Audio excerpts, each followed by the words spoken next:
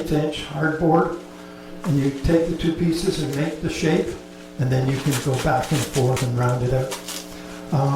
And the other thing that was introduced here is putting an eye in something, like in the whale.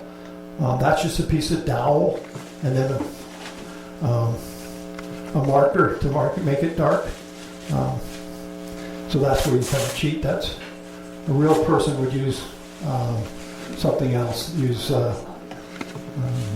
walnut or something like that. Okay. So this is the next. You're getting a little more complex, a little more woods. Using sandy shims in both of these. These edges have to fit real tight. She calls it edge taping. Truth of the matter is, I went to Kathy Wise, and Kathy Wise actually CA glues those together, makes life easy. And the other thing you're looking at is more trying to put some dimension to the whole thing. The legs going backwards, that type of deal. This wing is supposed to be back, etc.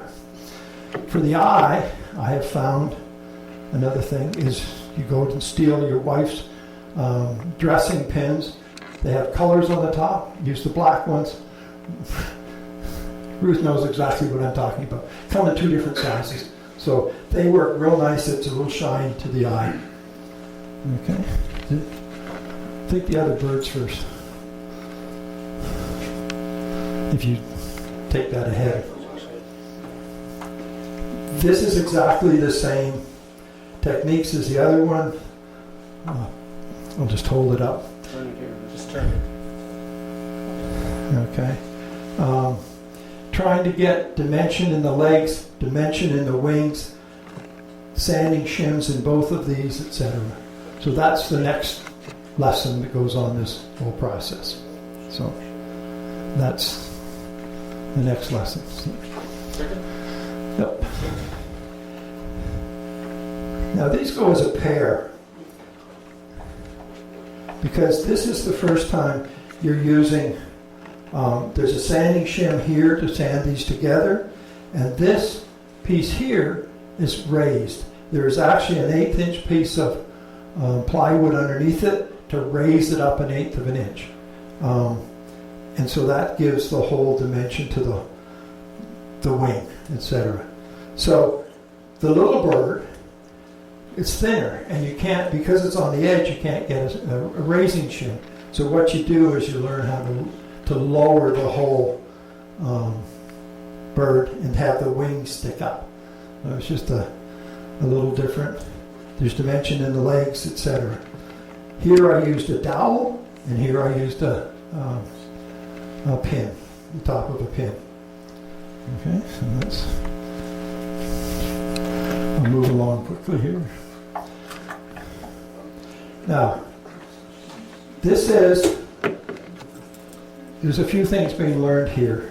One is the centerpiece is raised in order to give it the apple shape, and learning to use, there's multi-woods in here, different dimensions, and a little bit of carving technique to give emphasis to the mouth in this part in here, supposedly that the worm is coming out of the wood. So that's what's being learned in the next lesson. So every way along you're learning something new. So the last lesson of the book, lesson 8, is pretty simple.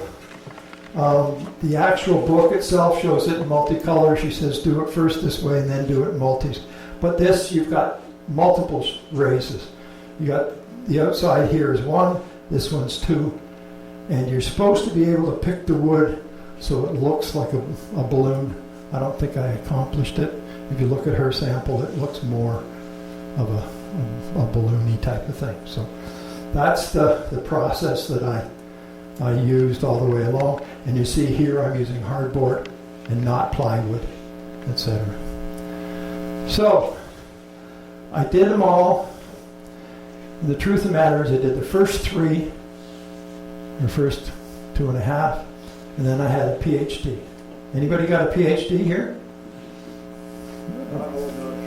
No. Project half done. I've got lots of those. That whale sat for a year until I went and saw Judy L. Roberts last summer. I got lots. So, I guess I've lost my... No, what we can get back. Okay, it doesn't matter. If you're getting it here, I got all of these here. This is my show and tell, and these come out. Just don't have any room. These are the first pieces that I've done. I do have a couple others at home that I'm not going to bring in for other reasons. No. Oh, before I go, this is my current process, work in process. This is supposedly being done for Christmas, but she's already seen it, so that. My wife makes the greatest cookies in the world, okay? And so this is the work in process right now. I've got it all cut.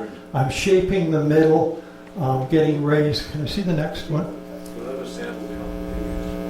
Yeah, didn't happen. You think, this is off of the Judy Gale website, and this is new in the pattern making world of Intarsia. You used to only get one picture. You get the pattern and the picture. Now, with the internet, etc., they are giving you, there's got to be 30 pictures, multiple angles, so you can see what you're supposed to be ending up with. It really makes life easier. Judy Gale started doing that. Bruce Worthington's now doing it, so I assume they will all start and give you angled pictures online. So that's my work in process. It should be done before Christmas, but I have 40 ornaments to do before then. So, okay, next. This is the first piece I ever did. It has Pawa Amarillo, Western Red Cedar, Maple, and the eyes a dress pin. Okay, these guys are Western Red Cedar. The thing about this is it was in Scrollsaw Workshop, I think book 38. But there's also a video online, this is what I need, that will show you how to sculpt these little mice and what you should be doing and how you should be cutting it out. Made life easier. I need all the instructions I can get. So.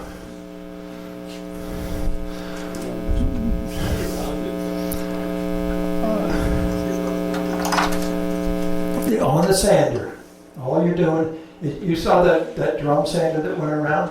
That is one of your main items. You can manipulate it. It's flexible. You can push in on it, get back and forth, and I use the Dremel when I have to, with a sander on it.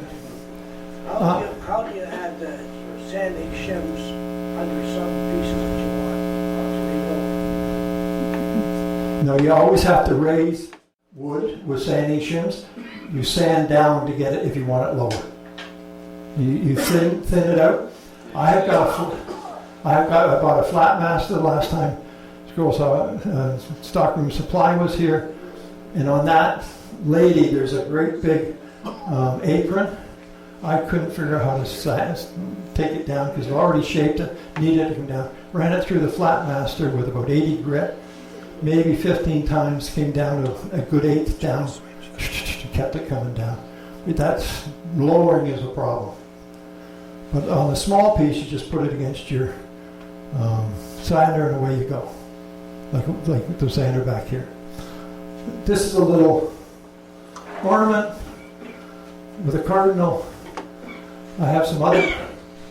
Which way does it go? That way. Okay, I have other birds, which I didn't bring in, but there was a whole set of these by Kathy Wise. So that's Purple Heart, that Pawa Amarillo, some walnut, and a dress pin for a window and knife. So I'll get two more. This is next on the list. This was presented by Judy Roberts at the Fox Chapel Open House. She gave away free plans, free instructions, and has forwarded them to me electronically. So if anybody wants to give it a whirl, give me and let me know. There are full instructions here. It's like a whole classroom about how to shape the pieces, etc. The interesting thing about this plan over any of the others is it comes in one sheet. Normally you have to go make like 10 copies, because as you cut out between the woods, you lose a copy. These have already been separated, the pieces. So these are all one piece of wood.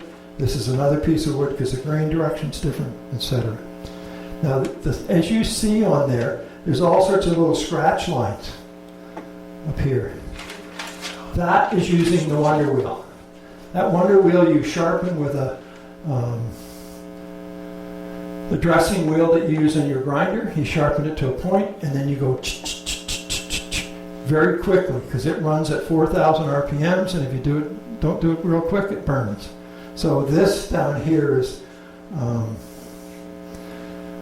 poplar, western red cedar, and then the nose is between, did I paint the nose? I think I painted the nose, and the other is walnut. So that was the piece. So I do have the plans. She said to make it available if we wanted to do it. Somebody here wanted to do it. So, and she sent me all the instructions, etc. The last one.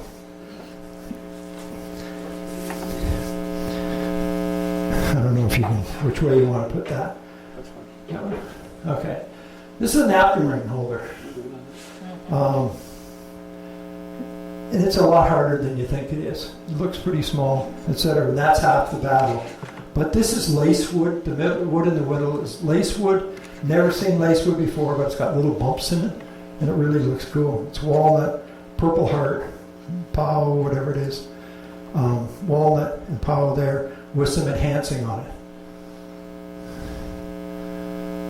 And I think you can see the bumps in the lace wood already there. I didn't do any enhancing on it. It just kind of sands out to those little bumps to look like feather.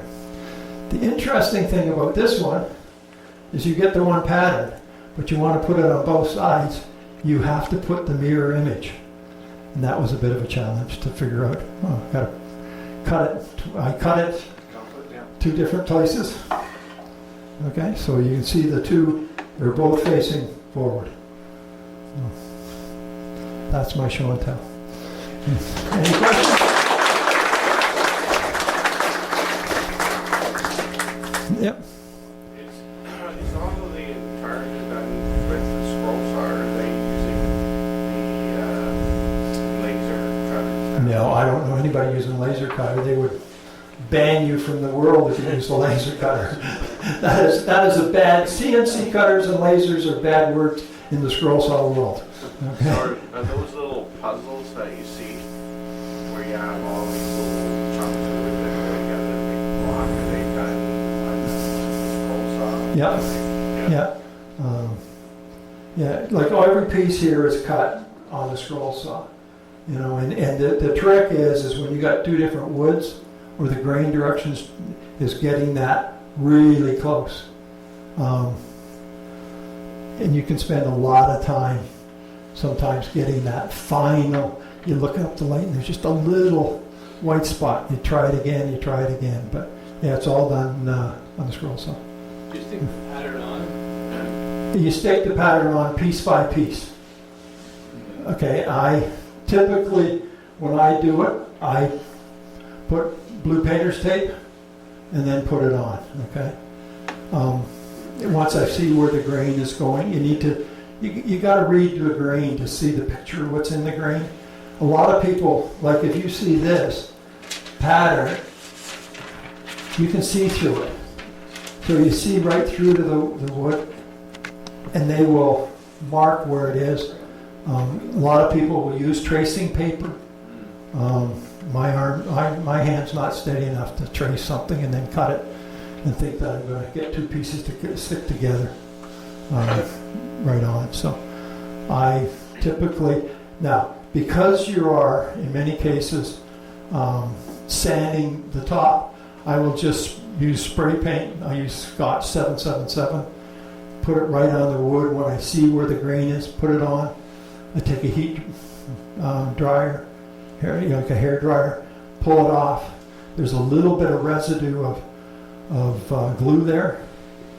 You either wipe it off with mineral spirits or you just sand it off, because typically you're sanding it all anyway, so after the fact. So that's how you put the pattern on. Okay, thanks, Don. Very good.